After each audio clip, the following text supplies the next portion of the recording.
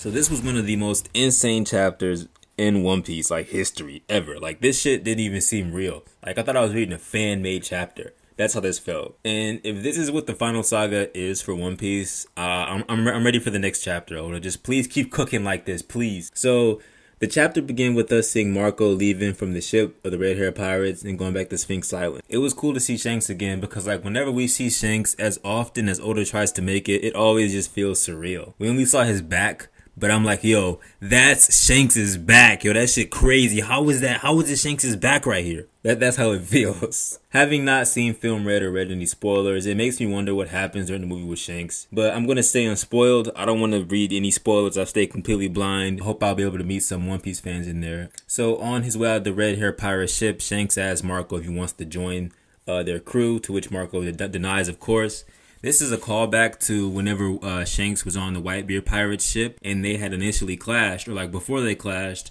Shanks asked Marco if he wanted to join the Whitebeard pirates back then as well. So it was cool to see him do it again. I figured he'll do it again at some point, but it was nice to see it happen so soon. So I'm guessing the reason that Shanks showed up to Wano to begin with was to pick up Marco. And he just happened to notice Green Bull was there and just folded him at the scene just to get him out the way, because, like, why are you here, Green Bull? But regardless of whether or not, you know, Shanks was there for that purpose, to see him more and more in the series it just doesn't feel real. I think the next arc we go to is going to directly involve either Shanks or Blackbeard, because let's be real, who's left? Maybe Dragon. I mean, Oda got like 3 different options here, and they're all better than Big Mom Mikado for me personally. So we then go into a flashback from Marco's perspective, and we see like the last things he did before he left Wano. So this gives Oda the opportunity to give us some more closure with the knowledge of Yamato not joining the crew, to which I wanted Yamato to join, but it is what it is. I mean, I love Yamato. She's a great character. But in so many words, Yamato basically says that with Green Bull having invaded right after the war, she figures that it's better for her to stay back and protect the Wano country instead of leaving. I think it's a much better explanation than what Oda gave us before, with Yamato's previous justification being basically she wants to be Odin again in so many words. Of course, Luffy is okay with this. From his perspective, the Scabbards and Yamato basically managed to hold off Green Bull on their own, which is an admiral, with of course the assistance of the mysterious Haki, which was Shanks, but Luffy doesn't know that. And Oda also takes this opportunity to give us more information in regards to Luffy and Marco's interaction and their relationship. This was great to see, because I remember some people, they were complaining about the fact that we didn't get to see Luffy and Marco talk at all before the end of the arc. And somehow, some way, they have literally never talked before this. Like, Luffy and Marco have never interacted somehow, and they've been together in 2 of the greatest wars in the series, being Marineford and Onigashima. But this whole section to me just served as a reminder that Oda can just go back and have a flashback whenever he wants, whatever needs to be shown in the moment. So after all of this, we fast forward to Amazon Lily, the island of the baddies. Women, women baddies, with their leader being Boa Hancock, for once again confessing her love to Luffy for the millionth time. It never gets old though. She says they're going to get married. I actually believe her. You never know with Luffy. Maybe they'll actually get married. Luffy is very spontaneous.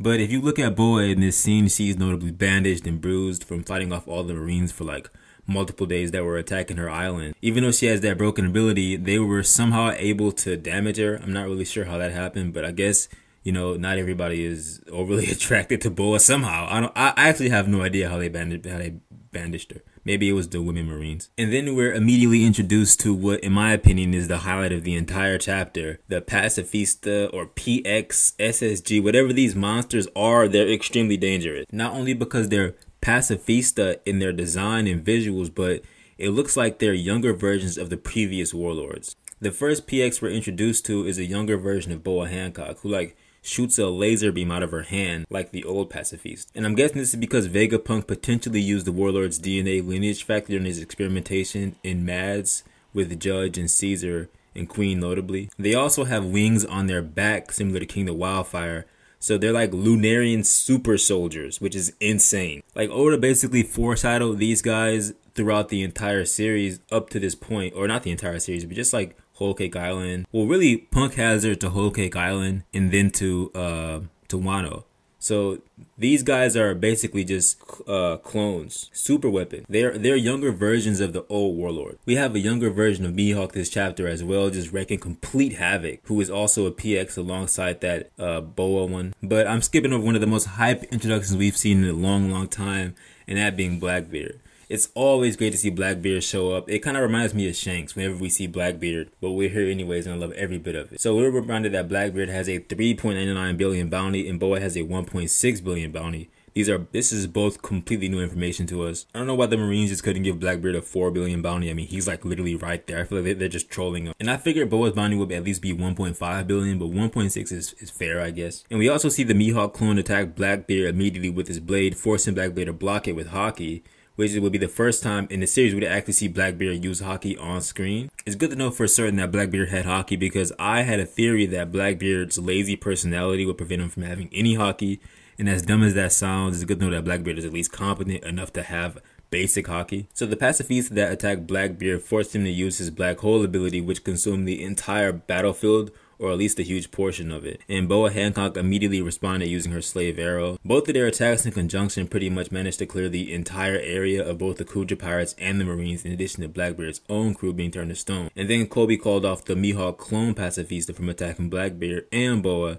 He didn't want to destroy the stone soldiers because the thing was attacking recklessly, and that would have caused a massacre. Because Boa had like the whole everyone stoned, and the PX pacifista was still attacking them. So Kobe calling them off pretty much stopped all of that damage from occurring. So surprisingly, the PX did listen to Kobe, and somehow. So Blackbeard was met with a dilemma: let Boa go or run the risk of being turned to stone, or just kill her right there and take the fruit. Blackbeard's selfish tendencies as a pirate show themselves in full force because he will then sacrifice his entire crew just to get her fruit because he doesn't trust letting her go will be worth the risk. This is why I like Blackbeard. He was always showing his crazy personality as a pirate. He's willing to sacrifice everything for his goals and what he needs. I feel like Shanks is the complete opposite, to where Shanks will sacrifice himself for his crew, but Blackbeard will sacrifice his crew for himself. But to everyone's surprise, Rayleigh shows up, basically telling Blackbeard that he can assure him he'll live if he let Boa go alongside his crew. And Rayleigh's legend as Roger's right hand intimidated Blackbeard, and he took his word on it and left the island, leaving Boa alone and reclaiming his crew back from their stone state.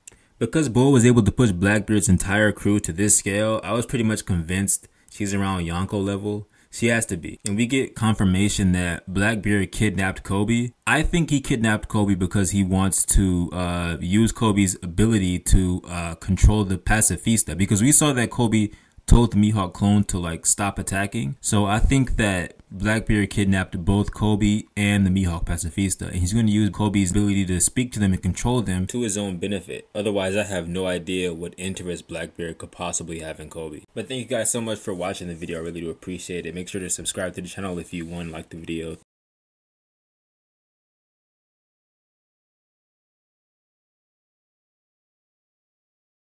For my next videos, I do want to drop more character analysis type videos, maybe across all the supernova, across, some of the, just various characters.